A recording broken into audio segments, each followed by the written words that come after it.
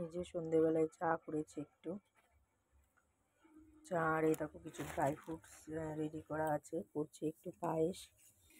ঘরে কিছুটা গোবিন্দভোগ চাল রেখে দিয়েছিলাম, একদিন করবো তাই। তো আজকে সে পায়েসটা করছি।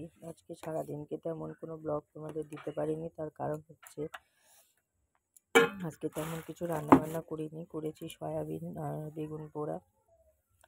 ওই জন্য আজকে আর তেমন কিছু করিনি বলে আজকে আর ব্লগ করিনি বা ভিডিও করিনি।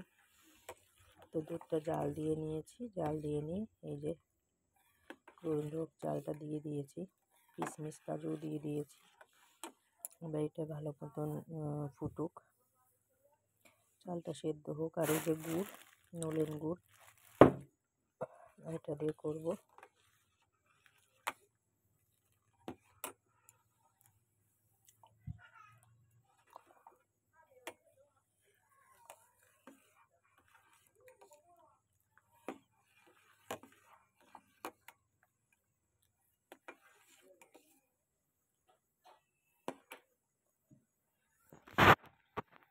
সেদ্ধ হয়ে গেছে, এবার আমি দিয়ে দিচ্ছি মিশ্রি। চা ইয়েতে মিশ্রি দিলে, পায়েসে মিশ্রি দিলে টেস্ট খুব সুন্দর হয়, ওই জন্য মিশ্রি দিলাম। তা দেখো মিশ্রির মধ্যে কত বড় বড় সেই ডেউ পিঁপড়ে না কি পিঁপড়ে বলে, সেইগুলো হয়েছে। যাই হোক, দাঁড়াও আমি পরে বেছে বেছে ফেলছি। মিশ্রি দেওয়ার পর এবার দেবো গুড়টাকে। গুড়টা দেওয়ার সময় আমি গ্যাসটা পুরো মানে বন্ধ করে দেবো। আস্তে দিলেও হয় অবশ্য, কিন্তু বন্ধ করে দেবো। কারণ হচ্ছে গুড় দেওয়ার সময় যদি একটু করা হয় না, এই জোরে দেওয়া হয় বা ফুটে না, তাহলে গুড়টা কেটে যায়, ওই ফেটে যায় আর কি, দুধটা ফেটে যায় গুড়ের ইয়েতে। তার জন্য চিনি দিলে এটা হয় না। তো আগে আমি গুড়টা দিয়ে নিই। বুঝে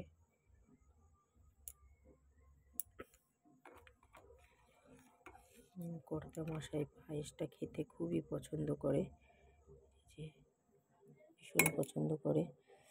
অনেকক্ষণ ধরেই ভাবছি করব করব, তো করতে মন চাচ্ছিল না। ব্যাপক ঠান্ডা পড়েছে আমাদের এখানে, আর ঠান্ডার সময় এরকম বাইরে এসে করা, কারণ তোমরা তো জানোই আমার গ্যাস ওভেনটা বাইরে, মানে বারান্দায় আর কি।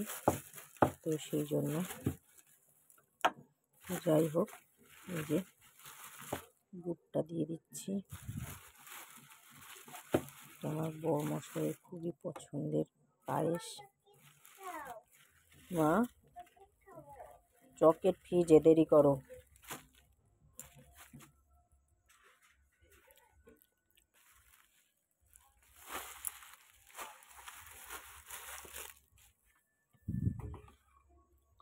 তো এই যে গুড়টা এবার পুরো গলে যাক, আগে গরমের মধ্যে দিয়েছি তো গলে যাবে। আখের গুড় কিন্তু এটা, এই দেখো।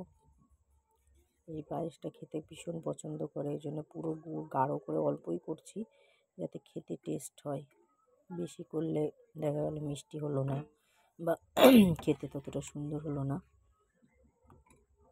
শুধু পিঁপড়ে আর পিঁপড়ে যেই ইয়ের মধ্যে ছিল, মিশ্রির মধ্যে। মিশ্রি নিয়ে এসেছিলাম, মিশ্রি দিয়ে তোমরা পায়েস করে দেখো, খুব সুন্দর টেস্ট হয়। মিশ্রি দিয়ে পায়েস করলে ভীষণ টেস্ট হয়। বাতাসা, মিশ্রি এইসব দিয়ে পায়েস করে খেয়ে দেখো একবার, দারুণ লাগে খেতে।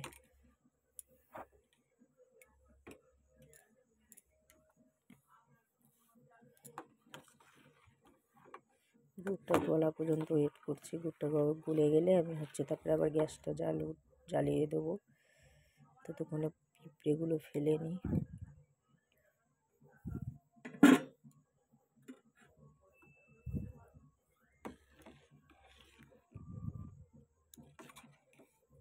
বুঝেছো, আবার পেপার মানে ইয়েতে লেগেছিল মনে হয় গুড়ে, গুড়টা গুলে যাচ্ছে আর এই পেপারগুলো সব ছাড়িয়ে যাচ্ছে। তো যাই হোক, এবার আমি গ্যাসটা জ্বালিয়ে দিচ্ছি।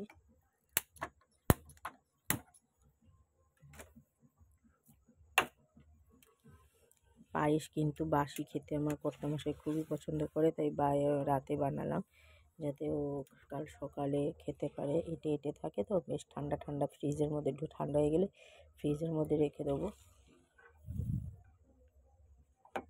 এই শীতকালে কতবার যে এই পায়েস হবে তার কোনো ঠিক নেই, অগুনতি। অনেকবার হয় এই পায়েস আমাদের বাড়ি। দেখো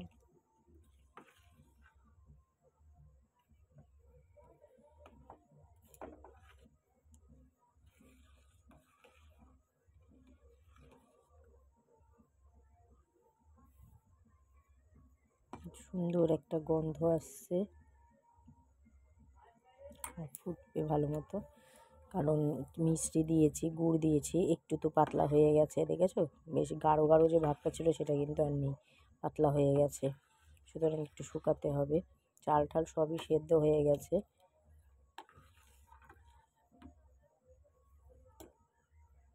আজকে ভেবেছিলাম রুটি আর বেগুন পোড়া করব, কিন্তু ভাত রয়েছে অনেক, ওই জন্য আর করবো না। রাত্রেবেলায় সয়াবিন করেছি, সন্ধেবেলা একটু সয়াবিন বানালাম, তো ওই দিয়ে খাওয়া হয়ে যাবে। কর্তামশাইয়ের পছন্দের জিনিস সয়াবিন।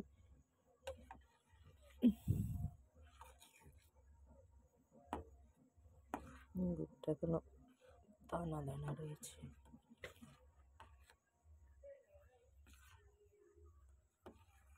আমি পায়েস করলে বেশিরভাগ সময়ই আমি মিশ্রি কিংবা বাতাসা এগুলোই দিই, চিনিটা খুব কমই দিই।